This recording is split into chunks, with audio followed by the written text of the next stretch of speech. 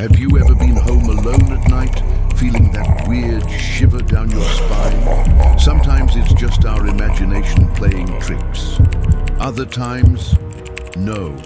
Today, you'll learn 5 terrifying stories of people who have had a scary time while they were alone in their own homes. Real stories lived by ordinary people, but with endings that seem to come out of a horror movie. If you think you're safe indoors, it's best to lock the doors and leave the lights on, because what comes next will keep you up at night. And before we start, subscribe to the channel, activate the bell. Marta was 23 years old and had been living alone for just over a year. His apartment was small but cozy, located in a building in the city center. Although she enjoyed independence, she always felt inexplicable discomfort when she came home late from work. The walls creaked and the old pipes made strange sounds, but she always told herself that it was all just in her head, until that night. It was a Friday, around 11 p.m., when Marta came home exhausted. He threw his bag on the couch and went straight to the kitchen to prepare something to eat. While waiting for the pasta water to boil, she heard a strange noise coming from the basement of the building. A low sound, as if someone was dragging something. She stopped, holding her breath, and tried to listen better. It could have been just a neighbor, but the sound was different. Minutes later, already in the living room, she heard it again. This time, it seemed closer. Marta approached the door that led to the basement, but hesitated. Should I check or just ignore? She took out her cell phone and called a friend, trying to disguise her nervousness. As he spoke, the sound of footsteps echoed from the other side of the door. Slow, heavy steps going up the stairs. She hung up immediately and locked the door, her heart pounding so hard she could barely breathe. He called the police, but while he was waiting, something scary happened. The footsteps stopped. When the police arrived, they found mud marks on the steps and a knife lying on the floor of the basement. There was no sign of anyone. Marta moved in the following month. To this day, she has never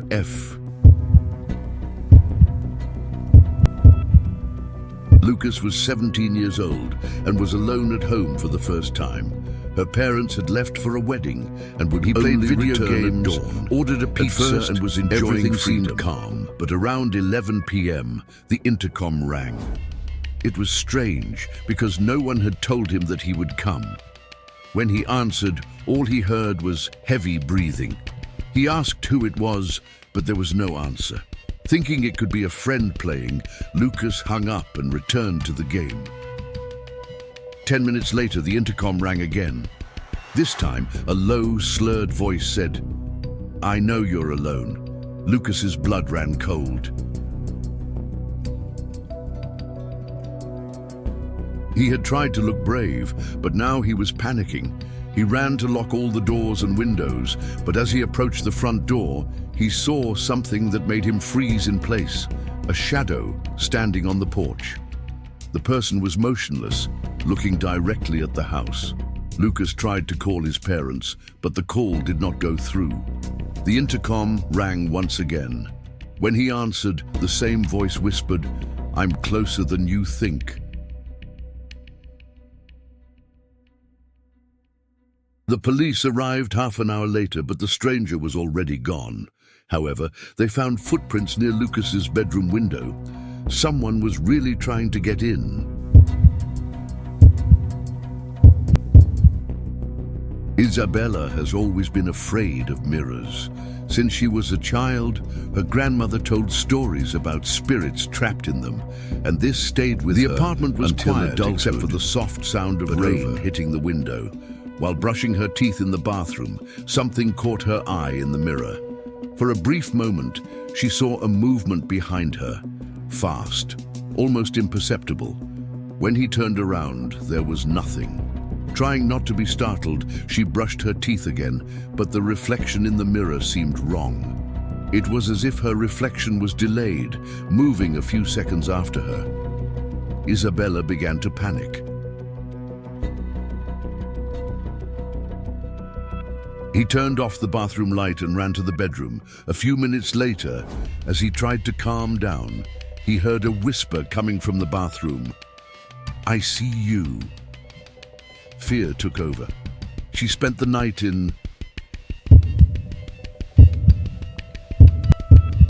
Pedro lived in an old house in the countryside. It was a quiet place during the day, but at night, the sounds on the wall kept him awake. At first, he thought they were rats, but then the noises started to sound more like scratching nails. One night, curious and scared, he decided to knock on the wall to see if the sound would stop. To his surprise, he heard 3 knocks back. The cold rose up his spine. He tried to laugh, telling himself that it was just a coincidence. But when it hit again, the sound returned, stronger, more aggressive. Peter called a friend to help him check the attic.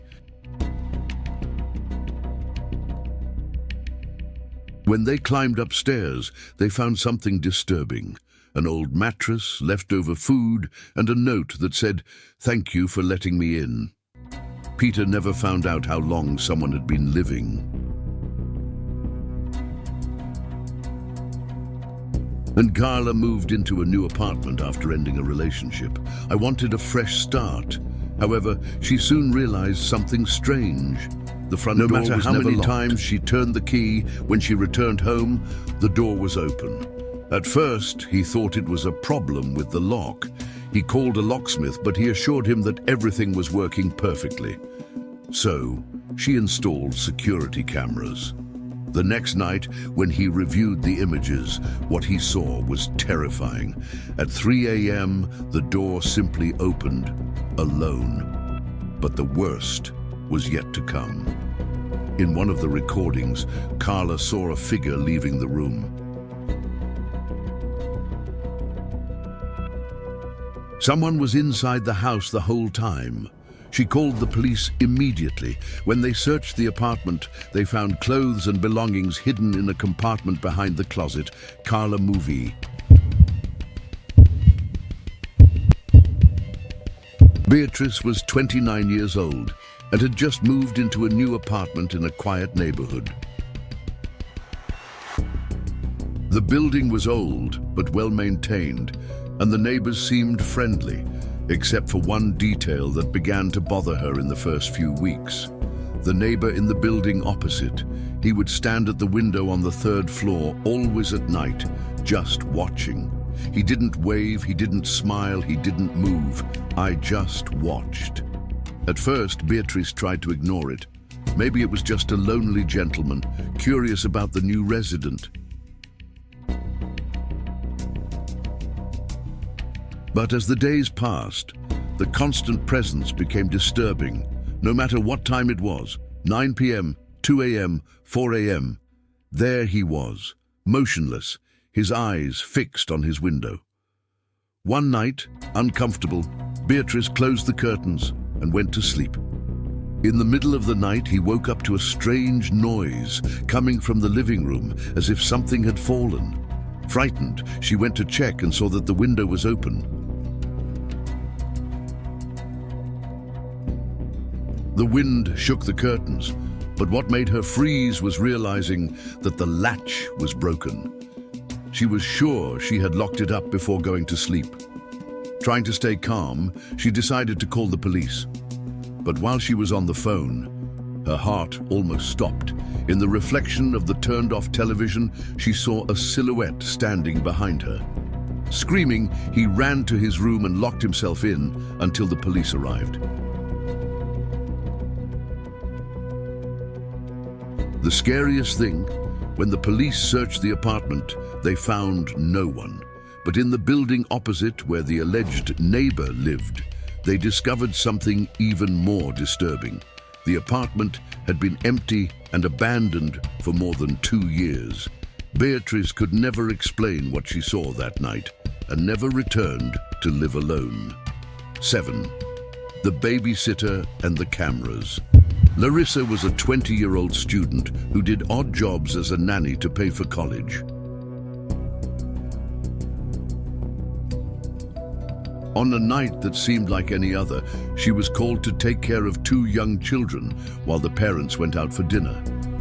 The house was large and modern, equipped with security cameras in every room, something the parents said was for safety. At first, everything seemed calm.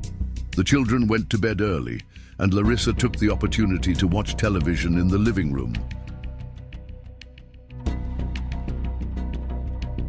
Out of curiosity, she decided to take a look at the cameras through the app that her parents left installed on the tablet. I just wanted to confirm that the children were sleeping, but what she saw made her freeze.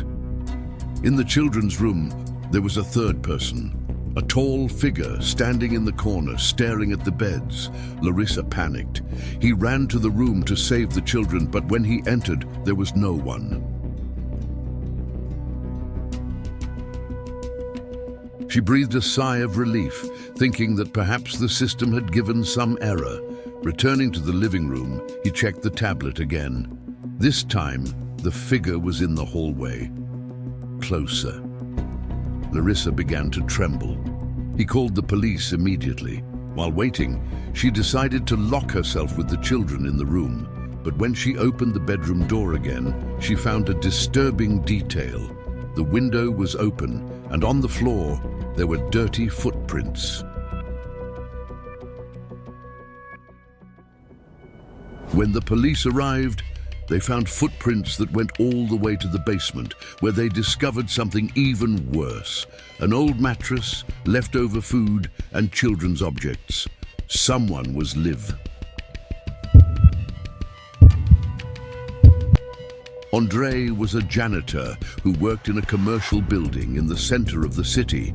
His job was simple: to make night rounds to make sure everything was in order. The building had 10 floors, but the 10th was known among employees as the forgotten floor. It had been empty for years and was rarely used except for storage. On a cold night, Andre was finishing his last round when the radio communicator sizzled. A faint, distorted voice whispered, "Come to the 10th floor. We need you." Andre stopped, his heart pounding. The radio should be silent. He was the only one in the building. Trying to be rational, he decided to go upstairs to check. The floor lights flickered, and the hallway seemed longer than usual. As he walked, he heard footsteps behind him. But when he turned around, there was no one. Arriving at the last room in the hallway, he saw something he would never forget. Through the small glass in the door, he saw several people standing inside the room. They were motionless, staring at the wall. Andre's eyes widened. He tried to open the door, but it was locked. When he hit the glass, all heads turned at the same time to face him. He ran. As he went down to the reception, the security guard looked at him with a confused expression. It seems that he saw a ghost. Andre told what he saw and insisted that they check the security cameras. But when reviewing the recordings, the truth was even more disturbing. The video showed Andre standing in front of the door, knocking on the glass.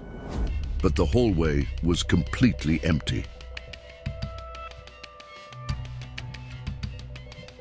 Andre resigned the next day, and to this day, no one knows who or what was on the 10th floor that night. What these stories have in common is the fear of being alone. But are we really? Sometimes an empty house can hide more than walls and furniture. It can hide secrets. You can hide someone. If you like these chilling stories and want more stories like these, don't forget to like the video, subscribe to the channel, and activate the bell so you don't miss any episode. And remember, locking the doors and closing the windows may not be enough.